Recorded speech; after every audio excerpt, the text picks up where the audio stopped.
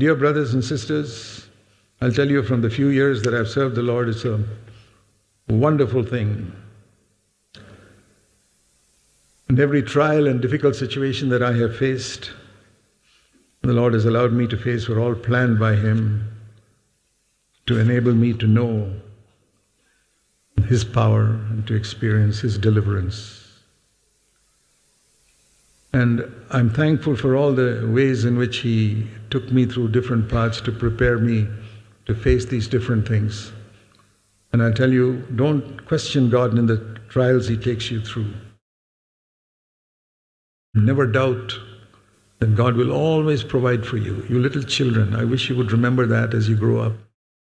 You're so insecure, you go to school, you go to college, and you're wondering what lies in the future. You see everything getting so bad around you. Trust in your Father in heaven. Call Him Daddy. He is your daddy. You children, we want the children growing up in CFC churches to know God is their daddy. Talk to Him in the morning, call Him Daddy and say, Daddy, thank you, you care for me. It's true.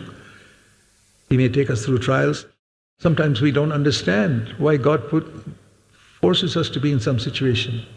I've seen so many children on the first day. Haven't you seen this? I've seen this too. The first day you take your child to the kindergarten class. They've never been to school. They've always been at home. And you take them to the kindergarten class on the first day.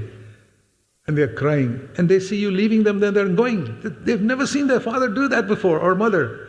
They cry and cry and cry. What do? Go back and pick up your child? The child will never get an education. What do? You leave your child, you see them crying and you say, goodbye, goodbye my girl, goodbye. And the child can't understand. You hate him to leave him there in that school. You love him more than he realizes. That's why God leaves you in some situation. You can cry as much as you like, but He'll say, be there, be there. 15, 20 years from now, say, thank you, Mommy, for not taking me back from that kindergarten class. Thank you. And one day you will say to God, thank you for leaving me in that situation and leaving me, as it were, alone. I became strong. I became a man of God. I became a woman of God. I'm not going to tell you all the things God took me through, but it made me what I am. It helped me to serve God the way I have served. I will never doubt God's provision. It says in Philippians 4:19, one of my favorite verses, my God will supply all, A-L-L, all your need according to His riches and glory in Christ Jesus. Take that word with you. Whatever your need is, spiritual, physical, financial, I have proved it for 60 years almost of full-time Christian work. Never asking anybody, never depending on anybody for anyone. People don't know, only my wife and I know how we have gone through struggles, sure.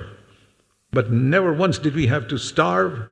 Never once did we have to tell the school, sorry, we can't pay our children's school fees this year. Never.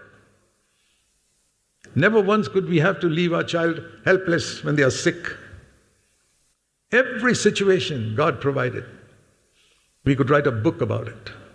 Many books. He will provide for you. Tell you that.